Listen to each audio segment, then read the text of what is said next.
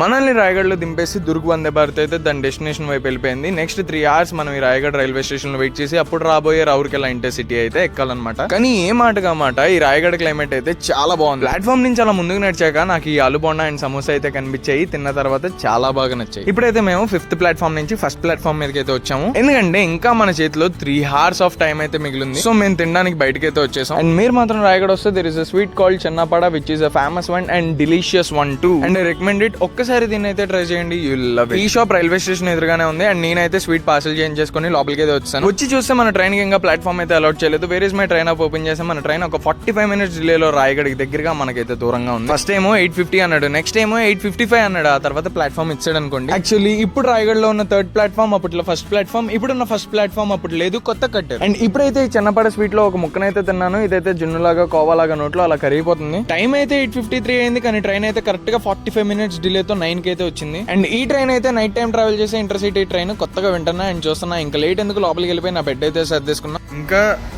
Engine U turn తిరిగింది కానీ ఇంకా ఇంజన్ అయితే రాలేదు. కప్లింగ్ అయిన తర్వాత అప్పుడు మనం బయలుదేరాం. యాక్చువల్లీ ఈ ట్రైన్ అయితే జగదల్పూర్ నుంచి రావాలి. కాకపోతే ఒక లైన్ ఇష్యూ వల్ల కోరాపుట్ జంక్షన్ నుంచి అయితే స్టార్ట్ అయింది. అండ్ ఈ ట్రైన్ అయితే రాయగఢ్ దగ్గర వీకెట్ తీసుకుని ఎలా వచ్చిందో అలాగే ఇంజిన్ రివర్స్ చేసుకుని వెళ్ళిపోద్ది. కాకపోతే రౌర్కెలా సైడ్ ఇంజిన్ రివర్స్ చేసేసుకుని వచ్చింది. దాని కప్లింగ్ కూడా చేసేస్తున్నారు. And these are 2 risky jobs. Risk ఉందని తెలిసి కూడా చేస్తున్నారు. అండ్ వీళ్ళకైతే హ్యాట్స్ ఆఫ్ కూడా తక్కువ. ట్రైన్ ఏ నిమిషంలో అయినా స్టార్ట్ అవ్వచ్చు. జస్ట్ ఒక 5 minutes బ్రేక్ ఉంటదేమో. అండ్ మన ట్రైన్ 18108 ఇంజన్ కప్లింగ్ తర్వాత గ్రీన్ సిగ్నల్ పడిపోయాక 4 స్లీపర్ కోచెస్, 1 AC కోచ్, మిగతా 6 జనరల్ కోచెస్ తో రౌర్కెలాకి అయితే స్టార్ట్ అయిపోయింది కరెక్ట్ గా 9:31.